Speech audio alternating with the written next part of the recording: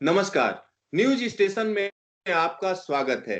पंजाब में ट्रेनें चलनी शुरू हो गई हैं। एक बड़ी अच्छी खबर है और इस पर और ज्यादा जानकारी देने के लिए हमारे साथ फिरोजपुर से जुड़ रहे हैं डीआरएम राजेश अग्रवाल जी। आइए उन्हीं से बात करते हैं। राजेश जी, आपका न्यूज स्टेशन में स्वागत है।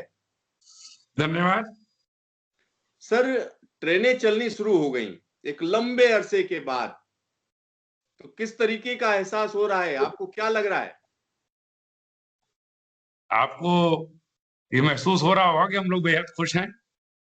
2 महीने से जो ये ट्रेनों का आवागमन बंद था, वो हम सभी के लिए कष्टपूर्ण था।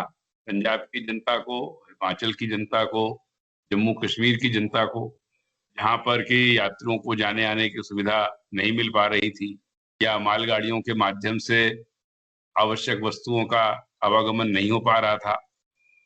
हमारे किसान भाइयों को कुछ कृषि बिलों को लेकर मन में जो बातें थी, उन्होंने उसके लिए अपना बनाया, एक रेलवे जरिया बनाया, माध्यम बनाया केंद्र सरकार तक अपनी बात पहुंचाने का। और मुझे बेहद खुशी है और मैं उनका तहे दिल से आभार व्यक्त करता हूं कि उन्होंने परिस्थिति को समझते हुए, पंजाब की और सभी राज्यों की जनता की तकलीफ को समझते हुए सभी प्रकार से रेल के परिचालन को स्वतंत्र किया है और उसको परमिट किया है। और इसी कारण से हम लोगों को जैसे ही शनिवार को एक खबर मिली, हम लोगों ने तुरंत कार्रवाई करते हुए संरक्षा और सुरक्षा के सभी प्रबंधों को सुनिश्चित करते हुए कल रात 3 बजे तक जीआरपी और आरपीएफ मिलकर लाइट इंजन के माध्यम से उन्होंने पूरे खंड पर, चाहे वो अंबाला मंडल में हो, दिल्ली मंडल में हो, फिरोजपुर मंडल में हो, पंजाब राज्य से बाहर हमारा एक यहाँ जम्मू कश्मीर और उसका एरिया भी लगता है, उन सभी खंडों का हम लोगों ने निरीक्षण किया, क्योंकि लगभग 2 महीने से कोई भी रेल यातायात उस पर चल नहीं रहा। और उन सब के बाद आज सुबह हम लोगों ने दिन की रोशनी में फुट टू फुट सर्वे भी करा है, जिससे कि कहीं कोई प्रकार का आशंका ना रहे। और उन सब क्लियरेंस मिलने के बाद तीनों मंडलों ने कार्यालय शुरू करी है। फिरोजपुर मंडल में 2 बजे 5 मिनट पे 2 मालगाड़ियां निकली हैं। एक मालगाड़ी जो जम्मू से लोडेड जिप्सम लेकर लखनऊ को जा रही है, वो कठुआ पास करी है 2 बज के 5 मिनट पर।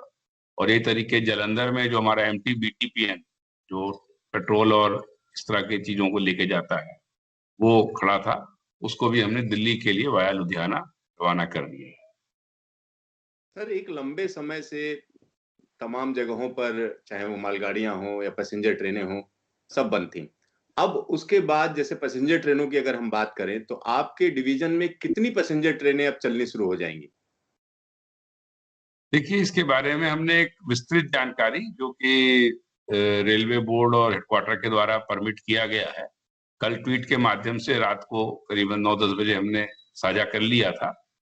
और उसके तहत यदि आप देखेंगे तो सबसे पहले आज जो हमारी गोल्डन टेम्पल अमृतसर जिसके नाम से विख्यात है, वो ट्रेन आएगी अंबाला।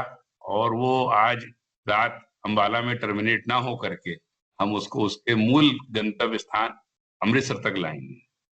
और इसी प्रकार कल सुबह जो अमृतसर से हरिद्वार को ट्रेन जाती है, वो भी अपने मूल स्थान अमृतसर से ही प्रारंभ करेंगे और उसको हरिद्वार ले जाएंगे। और इसी तरीके अगर सब कुछ ठीक ठाक रहा तो सभी गाड़ियां जो कि ऑलरेडी अनाउंस्ड है, चल रही हैं, वो अपने अपने समयानुसार, समय सारणी के अनुसार चलना प्रारंभ हो।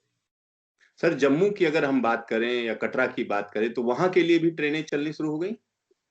हाँ, वहां के लिए भी ट्रेनें चलेंगी और उसका एक प्लान बनाया गया है। तो उसके तहत जैसे ही जो रेक की मेंटेनेंस होती है, कहीं प्राइमरी कहीं सेकेंडरी, तो जैसे ही रेक का जो एक एडजस्टमेंट तहत वो रेक अवेलेबल होगा और हम उस रेक को फिर आगे बढ़ा देंगे।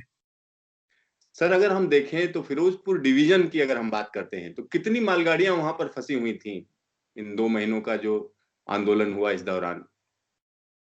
देखिए, इस प्रश्न का कोई आज की तारीख में प्रासंगिकता इसलिए नहीं है क्योंकि जो चीजें फंसी थी या नहीं गई है, वो गिनती करने से कोई फायदा नहीं है। हमें भविष्य को देखना चाहिए। और जो गाड़ियां अभी जैसे मैंने बताया, एक एमटी बीटीपीएन गया या एक लोडेड जिप्सम था, तो लोडेड में तो हमारे पास जिप्सम ही था, जिसको कि हमने प्रायोरिटी पर रवाना कर लिया।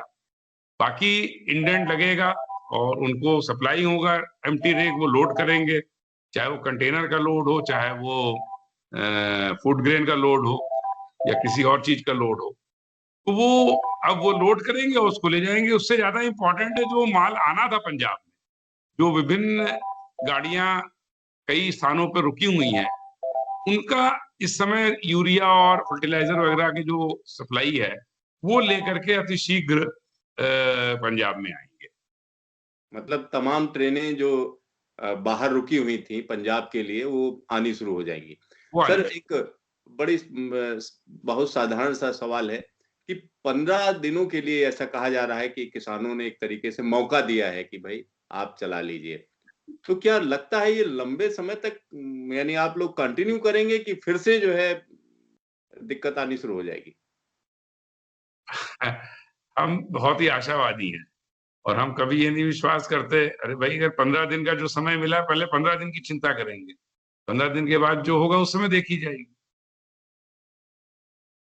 राजेश जी, न्यूज स्टेशन से बातचीत के लिए आपका ढेर सारा धन्यवाद। तो यहाँ पर आप देख सकते हैं कि किस तरीके से जो अलग अलग डिवीजन है उसमें खास तौर पर अगर फिरोजपुर डिवीजन की बात करें तो इनको काफी उम्मीद है किसी तरीके से जो रेलगाड़ियों की आवाजाही है वो जारी रहेगी। तो एक जो समय था, एक आंदोलन का समय, खास तौर पर पिछले 2 महीनों में, वो कहीं ना कहीं गुजर चुका है। तो देखते रहिए न्यूज स्टेशन, फिर मिलेंगे दोबारा।